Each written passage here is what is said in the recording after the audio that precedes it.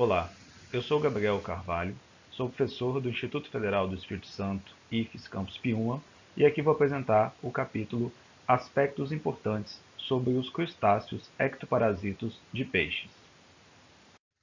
O Filartrópoda é o filo animal com a maior diversidade e número de espécies registrados, sendo que o subfilo Crustacea possui uma grande diversidade dentre este e a maioria das espécies de crustáceos são conhecidas pela sua importância econômica e também ecológica. Porém, algumas espécies de crustáceos são parasitos de organismos aquáticos, e esses que desempenham o hábito de parasitismo possuem uma grande diversidade morfológica, que aqui iremos abordar mais adiante.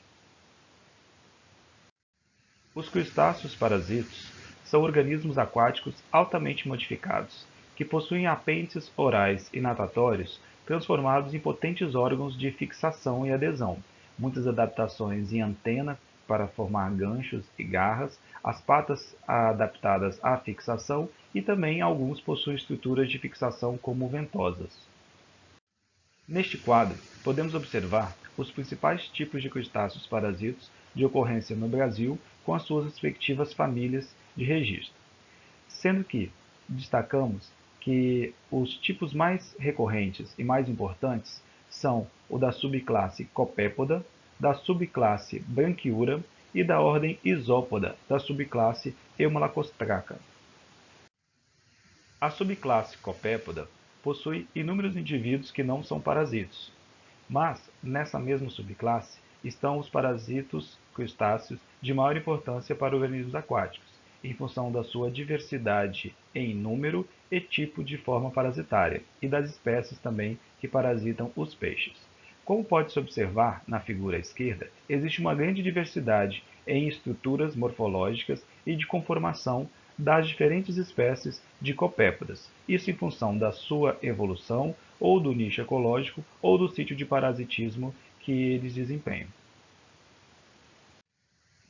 Na família Lerneidae, da subclasse Copépoda, estão os parasitos conhecidos vulgarmente como vermes âncora, sendo o gênero Lernia o mais conhecido desta família. Como observamos na imagem à esquerda dentro do círculo, este parasito recebe este nome vulgar de verme âncora em função das suas estruturas de adaptação e fixação, que tem uma característica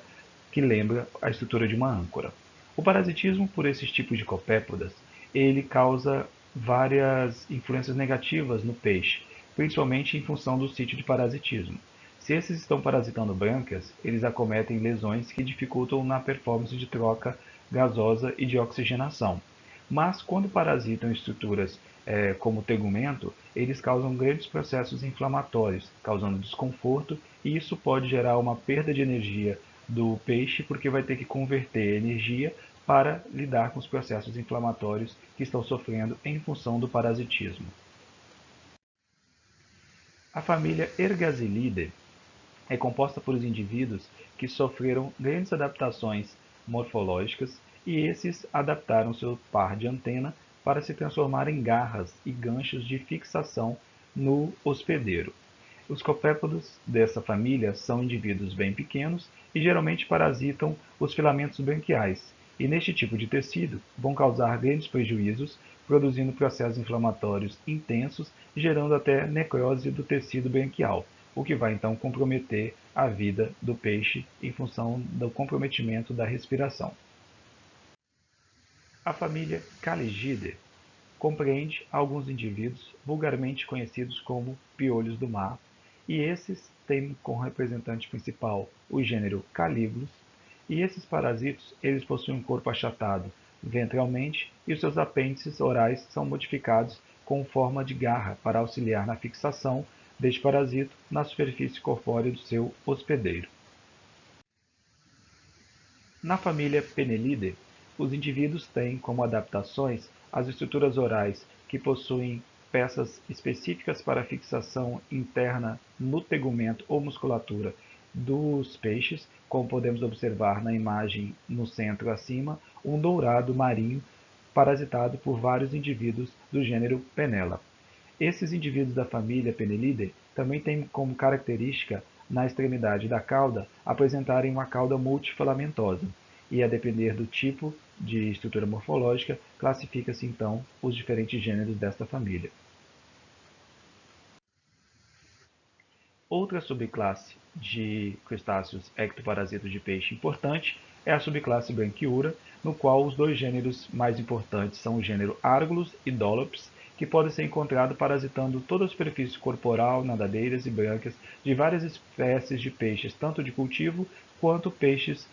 nativos. Esses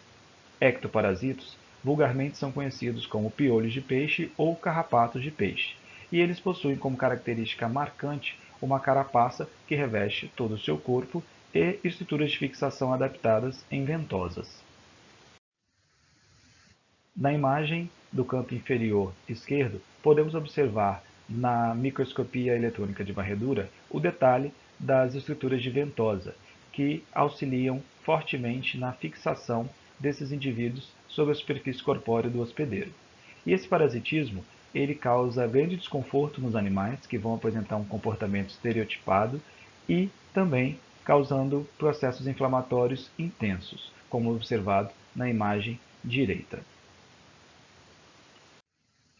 A ordem Isópoda é o segundo grupo de maior importância dos crustáceos ectoparasitos de peixes, e esses indivíduos eles têm um corpo robusto, de um tamanho bem maior quando comparado com os outros dois grupos anteriores, os copépodas e os branquiúros,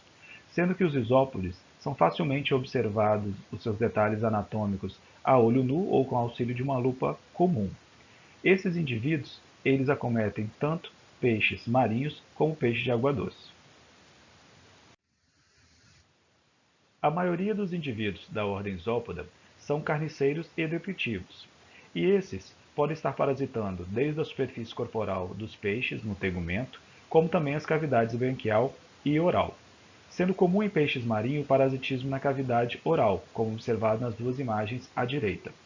Alguns isópodas da família Cimotidae são chamados de parasitos devoradores de língua de peixe, como observado na imagem do canto superior à direita. Os pescadores comumente relatam a presença desses parasitos, chamando-os de baratinhas do mar ou baratinhas de peixe. Os ectoparasitos de peixes não são citados como sendo passíveis de causar zoonoses, porém podem causar grandes perdas econômicas, principalmente perdas relacionadas à produção, com a diminuição do ganho de peso, perdas com relação à performance e também no produto final, perdas com relação à qualidade do pescado. O conhecimento das espécies de pescado com maior probabilidade de serem parasitadas, assim como o tipo de ectoparasito e principalmente o sítio de parasitismo onde ele é encontrado, são fundamentais para um controle efetivo desses organismos. Para os profissionais que trabalham na cadeia produtiva do pescado, é importante conhecer os ectoparasitos de peixes para poder identificá-los corretamente, bem como estabelecer as medidas de manejo que se fizerem necessárias quando da ocorrência desses parasitos indesejáveis. Agradeço ao Instituto Federal do Espírito Santo, IFES Campus Piuma, onde realizamos os nossos projetos de ensino e pesquisa. Agradeço à organização da SEMAC 2020 e agradeço também à Rede Parasitologia Online, da qual faço parte. Muito obrigado a todos.